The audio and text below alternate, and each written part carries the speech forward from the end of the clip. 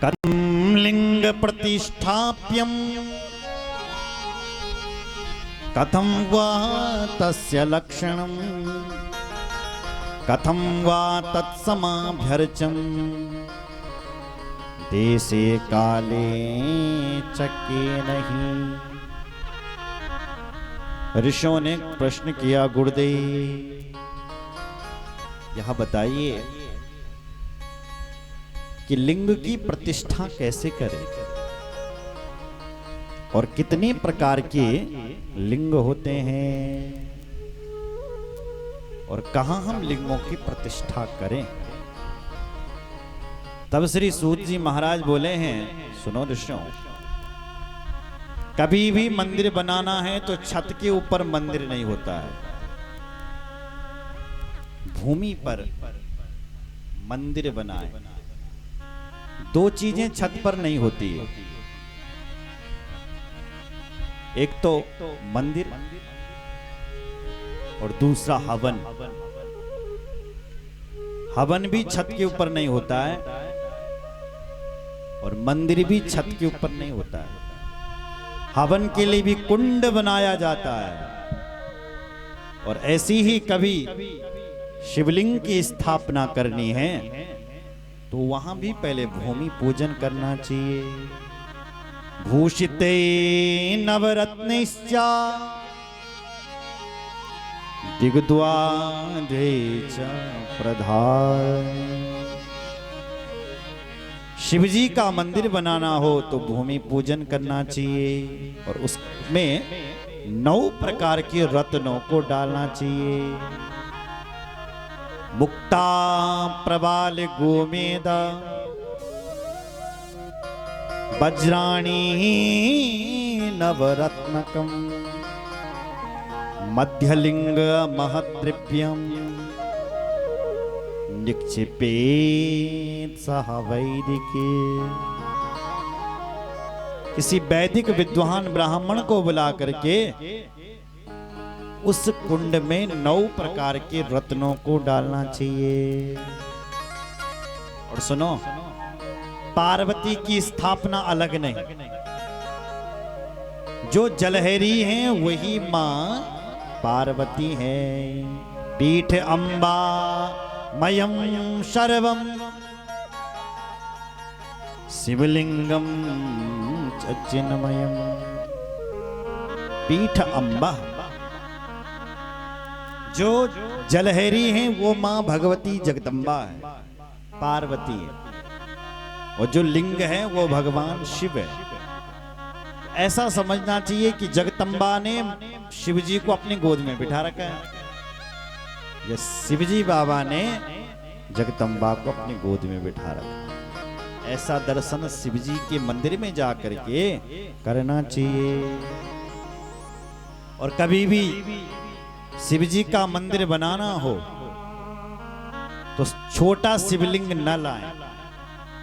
बोले शिवलिंग कितना बड़ा होना चाहिए? बोले निर्माणकर्ता के 12 उंगल बड़ा शिवलिंग चाहिए। जैसे हमारी उंगलियां है ना, ये हो गई 10, तो 2 और लगा दो 12, तो 12 उंगल बड़ा शिवलिंग चाहिए। छोटा होगा तो फल नहीं मिलता है। 12 उंगल बड़ा शिवलिंग चाहिए। लिंग पीठम चरे त्वेकम लिंग बाण कृतम बिना लिंग परमाण कर्तृण द्वादशांगुल मुत्तमम। द्वादशांगुल, थोड़ा पंखा आगे, हवा नहीं आ रही है। बोलो जय श्री राम। निर्माणकर्ता के 12 उंगल बड़ा शिवलिंग चाहिए।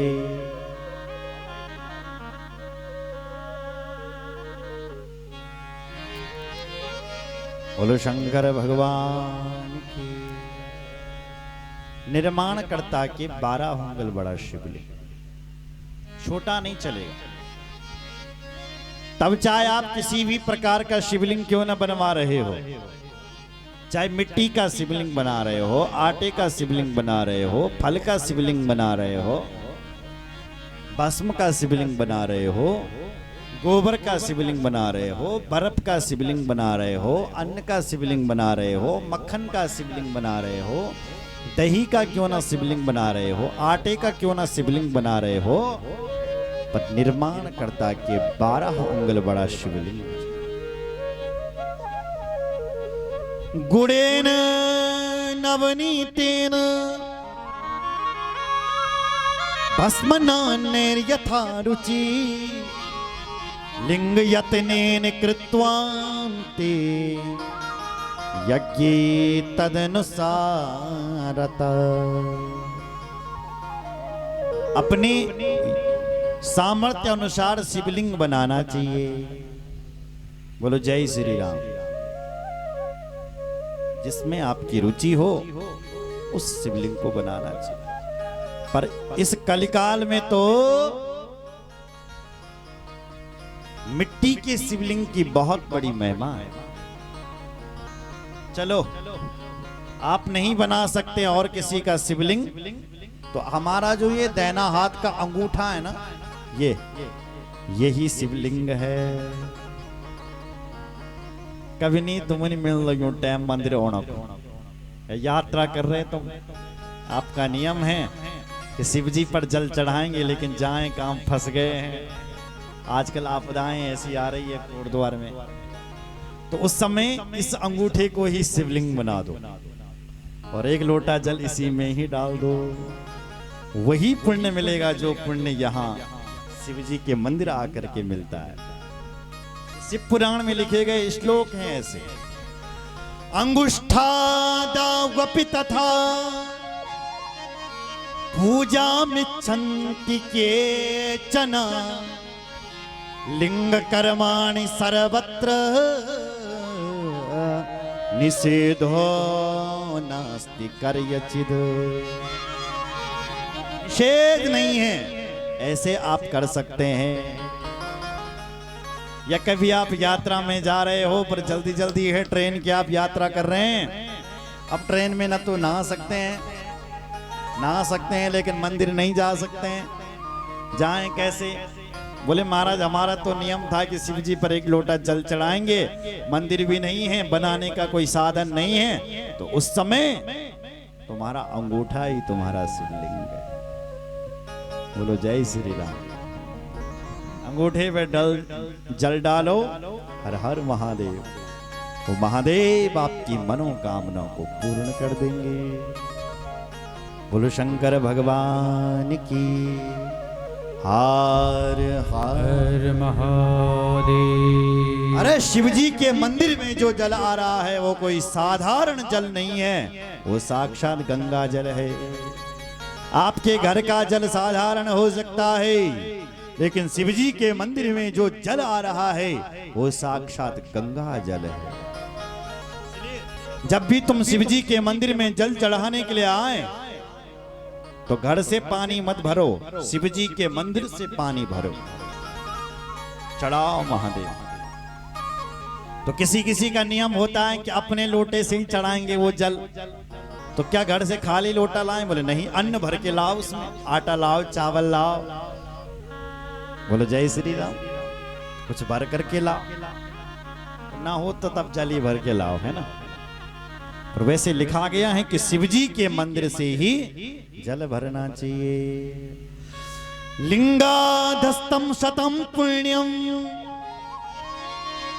क्षेत्रे मनुष्य के विदु सहस्रारत्न मात्रम तो पुण्य क्षेत्रे तथाड़ सके। अरे मनुष्य के द्वारा जो शिवलिंग स्थापित है उसके 100 हाथ का जल गंगा जल बन जाता है। मेरी माँ, आप और हम जैसे साधारण लोग हैं ना, तो हम साधारण लोगों ने यदि शिवलिंग की स्थापना की है तो 100 हाथ का जल गंगा जल हो जाता है। यदि किसी साधु के हाथ से यदि शिवलिंग की स्थापना हो रखी है, किसी साधु ने, किसी तपस्वी ने शिवलिंग की स्थापना कर रखी है, तो 1 जीरो और लगा दो, 1000 हाथ का जल गंगा जल हो जाता है। और कोई स्वयंभू शिवलिंग है, जो स्वयं प्रकट हुआ शिवलिंग है, होते हैं कोई, जैसे केदारनाथ है, तो ऐसे कई मंदिर हैं, तो जो स्वयंभू शिवलिंग है, जो स्वयं प्रकट हुए हैं, 1 जीरो और लगा दो, 10,000 हाथ का जल गंगा जल बन जाता है। बोलो शंकर भगवान की। ऐसा यहाँ लिखा हुआ है, दैवलिंगे तथा ज्ञेयम् सहस्ररत्न मानतः धनुष प्रमाण सहस्त्रम पुण्यम क्षेत्रे स्वयंभुवि। किसी साधारण मनुष्य ने शिवलिंग की स्थापना की है तो 100 हाथ का जल गंगा जल माना जाता है। किसी तपस्वी ने शिवलिंग की स्थापना की है तो 1000 हाथ का जल, और किसी साधु ने कोई स्वयंभू शिवलिंग है तो 10,000 हाथ का जल गंगा जल हो जाता है। शंकर भगवान की जय। सुन रहे हो? क्योंकि शिव जी के मंदिर में जो जल आ रहा है उसको कहते हैं शिव गंगा। कौन सी गंगा? शिव गंगा। और शिव जी का पानी भी अलग अलग होता है। हमारे यहाँ बगासु महादेव, तो उनका पानी भी है बगासु का पानी। वणेश्वर महादेव, तो वणेश्वर का पानी भी अलग होगा। बड़ेश्वर महादेव, तो बड़ेश्वर का पानी भी अलग होगा। बड़ेश्वर को धारू बोलो, तो जो धारा है देवता का वही शिव गंगा है। पुण्य क्षेत्रे स्थिता वापी कूपाद्यम पुष्कराणि च शिवलिंगे शिवगंगेति विज्ञेयम् शिवस्या वचनम यथा। शिवस्या वचनम यथा, ये शिवजी का वचन है कि जो मेरे मंदिर में जो जल आ रहा है वो साक्षात शिव गंगा है। कूपाद्यम, मेरा जो कुआं है मंदिर के आसपास, जो कुआं है जो अपने आप जल आ रहा है पहाड़ों का, वो साक्षात शिव गंगा। इसलिए उसी जल को महादेव को चढ़ाना चाहिए। बोलो शंकर भगवान की जय। और फिर मेरे मंदिर में जा करके मेरे मंत्रों का उच्चारण करना चाहिए। पंचकोटि जपम कृत्वा सदा शिव समो भवे। शिव जी के सानिध्य में बैठ करके पंचकोटि जपम कृत्वा 5 करोड़ बार शिव जी के मंत्रों का जाप करें। सुन रहे हो? सदा शिव समो भवे, शिव जी के आसपास ही उस मंत्र का जाप करें। अब कौन सा मंत्र जाप करें सुनो जरा। माताओं के लिए अलग मंत्र और पुरुषों के लिए अलग मंत्र है। माताएं जब शिव जी के मंदिर में आए तो मंत्रों का जाप करें। मेरे साथ बोलो, ओम शिवाय नमः। इस मंत्र का जाप करो। और जो भाई लोग हैं उनको बोलना चाहिए ओम नमः शिवाय। ओम नमः शिवाय। भाई लोग बोले ओम नमः शिवाय और माताएं बोले शिवाय नमः। दोनों का अर्थ एक है, शिव जी को ही नमन है, पर माताएं बाद में नमः शब्द बोले और पुरुष लोग पहले नमः शब्द बोले। आपने सुना होगा मंत्र श्री गणेशाय नमः, कृष्णाय नमः, गोविंदाय नमः। तो नमः बाद में बोलते हैं ना, तो शिव जी के मंत्र में पहले नमः शिवाय। वो केवल पुरुषों के लिए लिखा गया है शिव पुराण में। माताओं के लिए तो लिखा है शिवाय नमः। इस मंत्र का ना जाप करें। श्लोक हैं, तो आप सुन लीजिए। द्विजानां च नमः पूर्वं मन्येषां च नमोऽन्तकं स्त्रीणां च केचित् विच्छन्ति नमोऽन्तं च च यथा विधि। द्विजानाम ब्राह्मणों को चाहिए और पुरुषों को चाहिए कि नमः शब्द का उच्चारण पहले करें और माताओं को चाहिए कि नमः शब्द का उच्चारण बाद में। अच्छा, इस मंत्र का जाप कितनी बार करना है? बोले पंचकोटि जपम कृत्वा सदा शिव समो भवे। शिव जी के सानिध्य में रह करके इस मंत्र का जाप करे। बोलो जय श्री राम। अच्छा, शिव जी की जगह कहां है? बोले ये तुम्हें जितना भी ये संसार दिखाई दे रहा है ये सब शिव क्षेत्र है। यहां तो कण कण में शंकर है, यहां का तो कण कण शंकर है। तो जय श्री राम। 50 कोटि विस्तीर्ण सशैल वन कानना शिवज्ञया हि पृथ्वी लोकं धृत्वा च तिष्ठति। 50 कोटि विस्तीर्ण भूमंडलांतर्गते। कल्प में भी बोला जाता है इस पृथ्वी की दूरी कैसी है? बोले 50 कोटि, 50 करोड़ योजन की दूरी है पृथ्वी की। अब एक योजन विद्वान लोग 8 किलोमीटर का बताते हैं, लेकिन सूर्य सिद्धांत 12 किलोमीटर का कहता है। बोलो जय श्री राम। अलग अलग विद्वानों का अलग अलग मत है। तो इतनी बड़ी पृथ्वी है और उस पृथ्वी में शिव जी का वास है। बोलो शंकर भगवान की जय। तत्र तत्र शिव क्षेत्रम तत्र तत्र निवासिना मोक्षार्थम कृपया देव क्षेत्रम कल्पितवान प्रभु।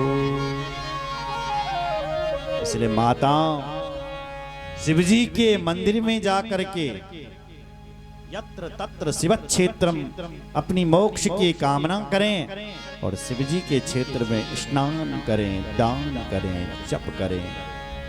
जो ऐसा नहीं करता है वो अपने घर में रोग और दरिद्रा को लेकर के आता है। बोलो जय श्री राम। एक असली बात आपको मैं बता देता हूं, थोड़ा ध्यान से सुनो जरा। जो पुराण की कथा को पुराण को प्रणाम किए हुए सुनता है उसको इस पुराण की कथा सुनने का फल नहीं मिलता है, पहली बात। और दूसरी बात जो है कि वो जो लोग कथा सुन रहे हैं जो पुराण को प्रणाम नहीं करते हैं, जो कथा सुन रहे हैं उनके पापों को वही लेकर के जाते हैं। पुराण की कथा में आए हो तो पुराण को नमस्कार किए बिना कथा नहीं सुननी चाहिए। दूसरी बात, अगर तुम शिवजी के मंदिर में जा रहे हो, किसी तीर्थ क्षेत्र में जा रहे हो, वहां भी क्या करें? बोले स्नान करें यदि गंगा के तट पर घूम रहे हो तो, जप करें यदि मंदिर में जा रखे हो तो, और दान भी करें। जो इन 3 चीजों को मंदिर तीर्थ में नहीं करता है और सीधे आता है दर्शन कर तो सिद्धांत लिखा है, शिव पुराण कह रहा है कि वो अपने घर में बीमारी को लेकर के जाता है। किसकी? जिन भक्तों ने शिव जी की पूजा की। अब शिव जी जानते चंदे ही कहें, है ना? भक्तों के कष्टों का निवारण तो होगा, पर जो भक्त सिर नहीं झुकाएगा, श्रद्धा से नहीं महादेव को मानेगा, सब उसी के घर में चले जाते। इसलिए शिव जी के मंदिर कभी भी आओ तो शिव जी का नाम जपो। सामर्थ्य हो तो स्नान भी करो और सामर्थ्य हो तो दान भी दो। दान वित्त समान होता है, ऐसा नहीं कि तुम्हारे पास है नहीं, फिर कुछ ना कुछ शास्त्र में लिखा गया है प्रत्येक दिन कुछ ना कुछ दान करना ही चाहिए। अरे कुछ नहीं तो अपने शब्दों का ही दान करें, कुछ नहीं तो अपने शरीर का ही कुछ सेवा ऐसी कर लें, उसका भी दान हो जाएगा। बोलो जय श्री राम। इसलिए तीर्थ भूमि में जा करके जप दान और स्नान अवश्य करें। जो ऐसा नहीं करता है वो अपने घर में दरिद्रा और रोग को लेकर के आता है। शिव पुराण लिखा है, मैं थोड़ी कह रहा हूं। तीर्थ क्षेत्रे सदा कार्यम, सुनो जरा ध्यान से। तीर्थ क्षेत्रे सदा कार्यम, तीर्थ क्षेत्र में सदा कार्य करना चाहिए। क्या? स्नान दान जपादिकम, स्नान करो दान करो, और कुछ नहीं हो सकता है तो शिव शिव नाम का जप करो। कहां?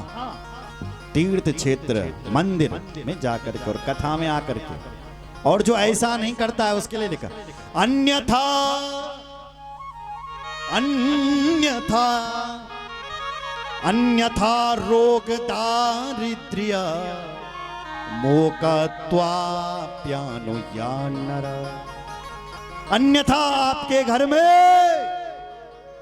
दरिद्रा का वास हो जाएगा और रोग बीमारियां तुम्हारे घर में आ जाएगी। कथा सिखा रही है, सीखो कुछ लेकर के जाओ।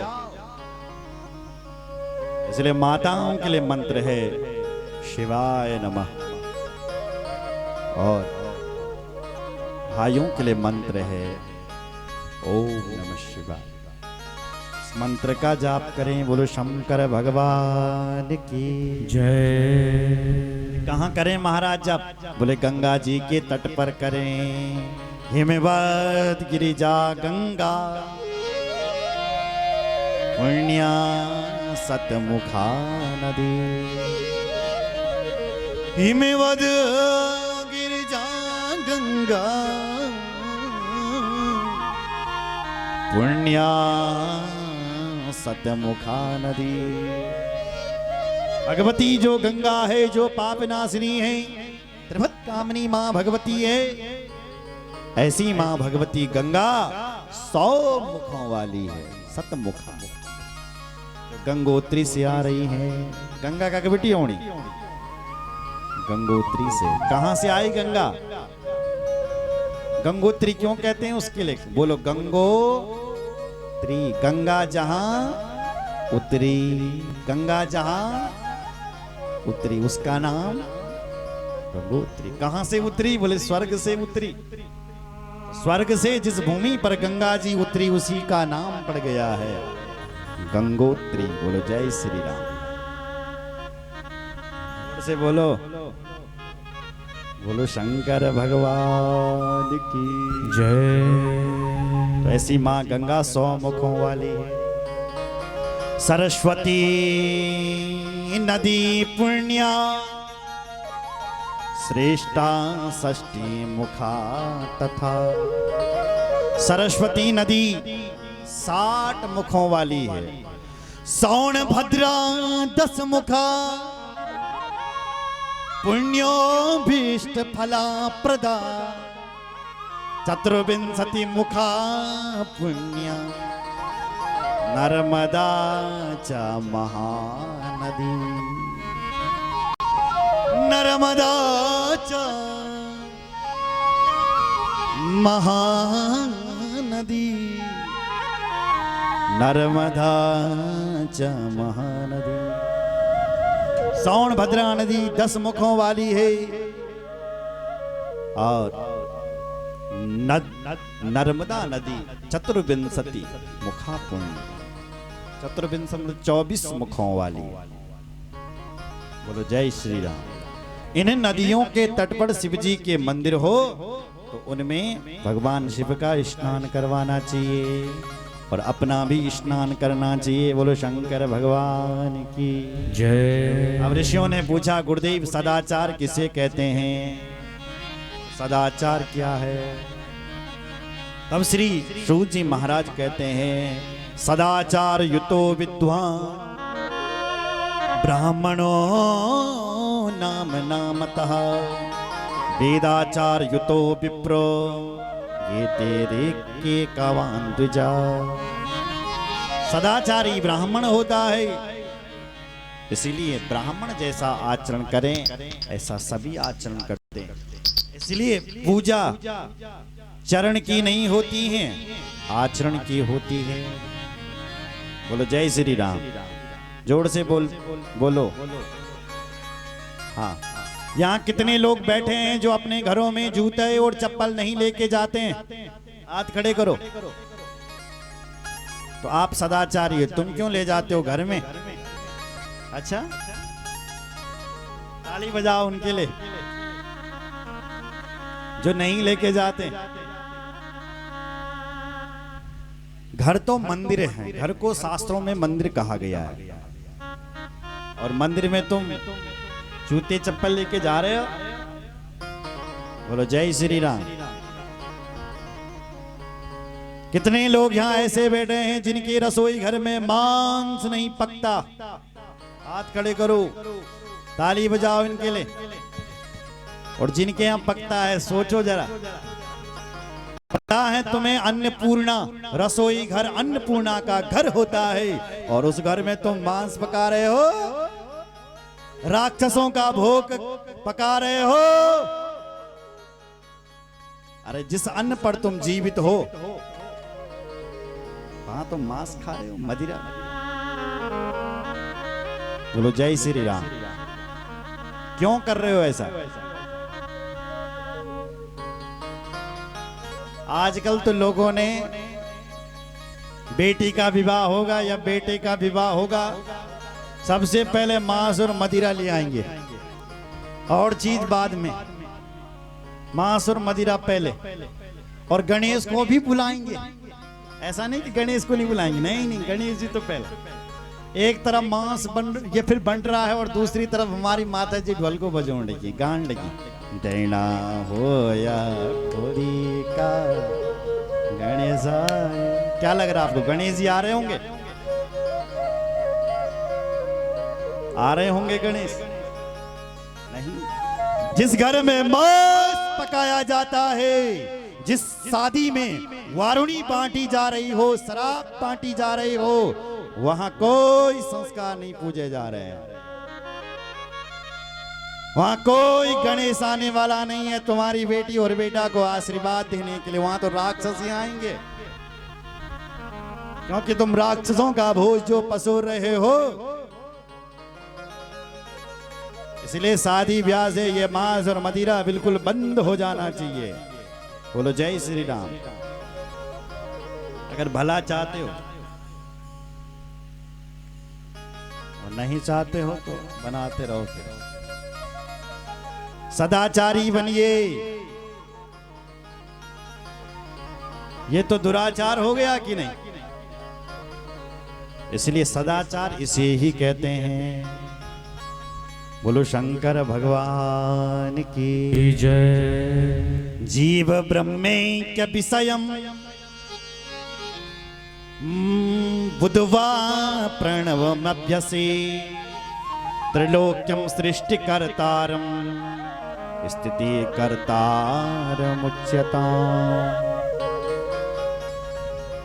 भगवान शिव कहते हैं जीव ब्रह्मैक्य विषयम्। प्रत्येक जीव को चाहिए कि ओमकार का उच्चारण करें, क्योंकि जो ओम शब्द है वो भगवान शिव जी के मुख से निकला है। उपाधि निजम मंत्रम ओंकारामुरुमंगलम ओंकारो मनमुखा ये प्रथमम मत प्रबोधकः। भगवान शिव कहते हैं कि ओंकार मेरे मुख से पहली बार निकला। इसलिए बड़े बड़े जो सिद्ध महात्मा होते हैं वो ओंकार का उच्चारण करते हैं। बोलो जय श्री राम, जोर से बोलो। हमारी देवी भागवत में तो लिखा है कि जो ओमकार है वो चार का स्वरूप है। क्योंकि ओमकार में 3 अक्षर है, आ, उ और मा। जो आ अक्षर है वो ब्रह्मा जी है। आ, उ, जो ऊ का अक्षर वो भगवान विष्णु है, और जो माँ का अक्षर है वो भगवान शिव है, और जो ऊपर से जो चंद्रबिंदी है ओम के ऊपर वो माँ भगवती है। तो जो कोई ओमकार का उच्चारण करता है वो इन तीनों ब्रह्मा विष्णु और माँ भगवती का ध्यान करता है। और शिव जी तो स्वयं कह रहे हैं वो मेरा ही स्मरण कर रहा है। वाचको मयं वच्यो मंत्रो यम ये मदात्मका तदानुस्मरणं नित्यं ममानो स्मरणं भवे। वाचको या मयं वच्यो मंत्रो यम हि तदात्मका तदानुस्मरणं नित्यं ममानुस्मरणं भवे। जो ओमकार का उच्चारण कर रहा है तदानुस्मरणं नित्यम, वो ममानुस्मरणं भवेत्, वो मेरा ही उच्चारण कर रहा है, साक्षात शिव जी का उच्चारण कर रहा है। बोलो शंकर भगवान की जय। हर हर महादेव। आगे लिखा है कि ब्राह्मणों को गायत्री का जाप करना चाहिए।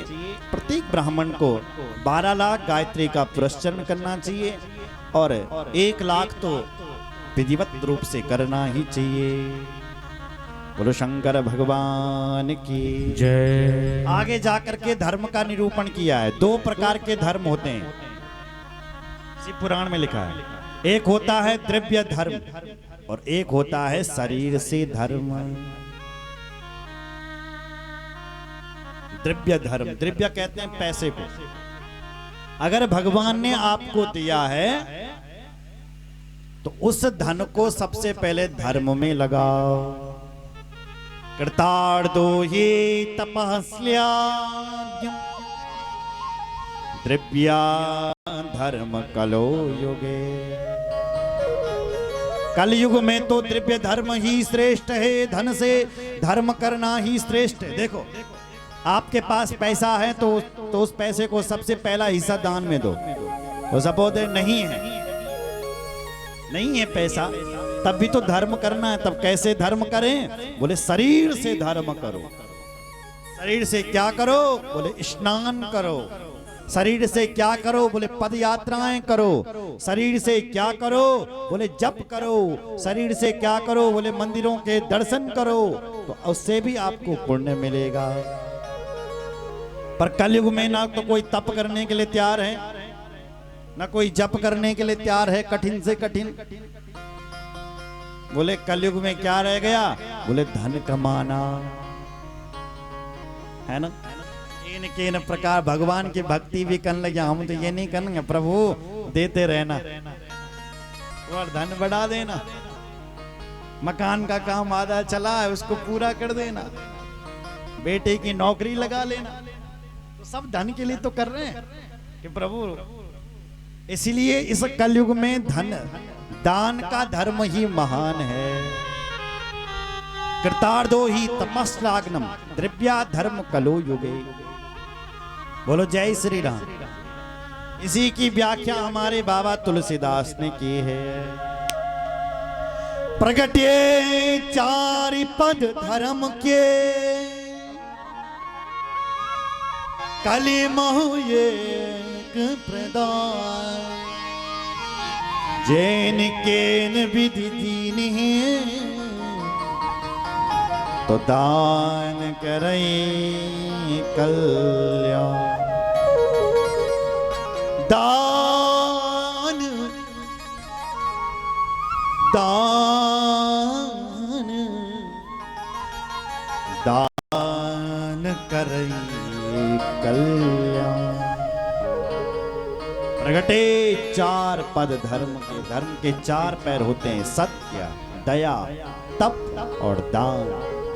सत्य भी नहीं रहा, तप भी नहीं रहा, दया भी नहीं रही, लेकिन कलयुग में दान महान है, इसलिए दान देने से ही कल्याण होगा।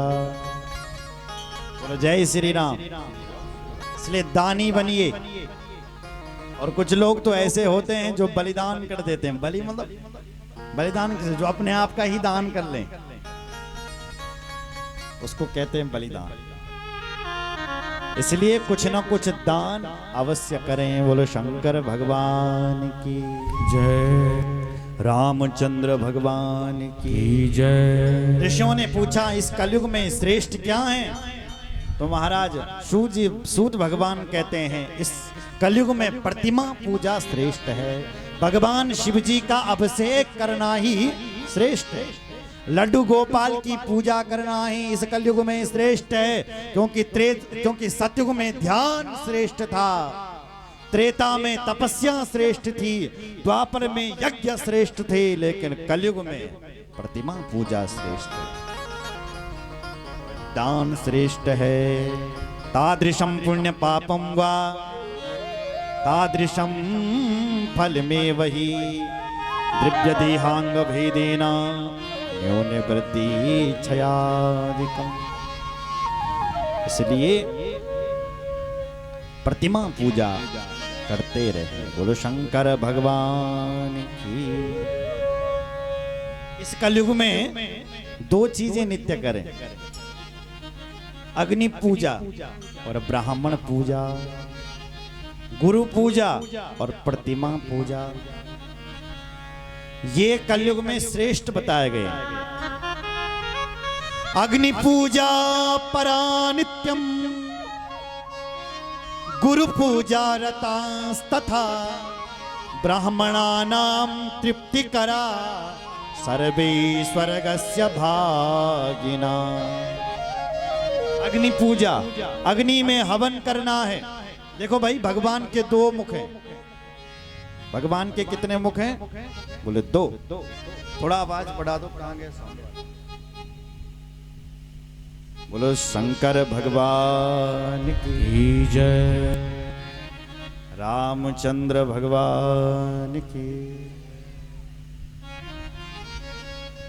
तो पहले अग्नि पूजा।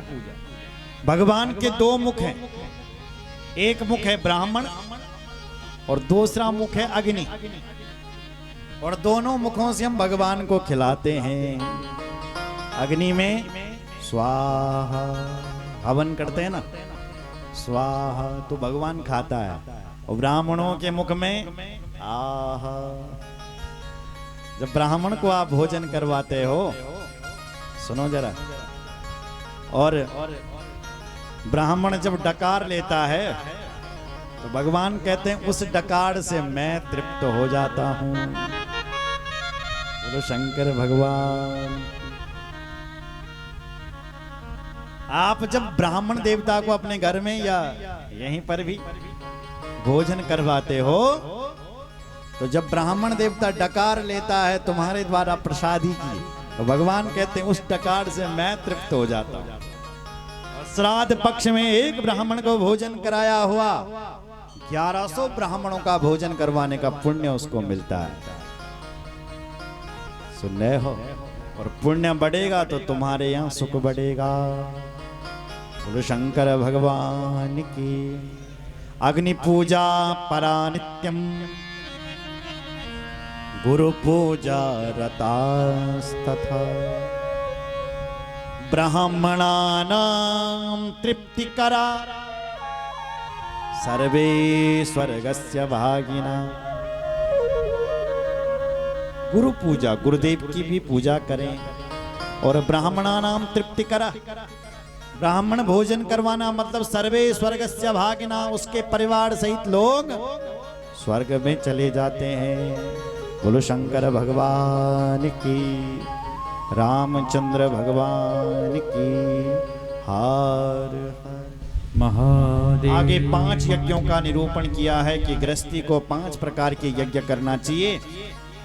आगे बारों का निरूपण किया गया है कि बार किसे कहते हैं, कौन से बार से पूजा करने से क्या मिलता है। सोमवार की पूजा करने से क्या मिलता है, रविवार की पूजा करने से क्या, मंगलवार की पूजा करने से क्या मिलता है, इस कलयुग में पूजा करने से कितना फल मिलता है, इन सब कथाओं का वर्णन किया गया है। आगे कौन सा लिंग श्रेष्ठ है, उन लिंगों की महिमा बताई गई है। आगे रुद्राक्ष का महात्म्य बताया गया है, भगवान शिव जी के भस्म का महात्म्य बताया गया है और शिवनाम का महात्म्य बताया गया है। आगे मां सती की कथा, तो इन कथाओं का आनंद हम कर लेंगे। आज वाणी को यहीं पर विराम दे।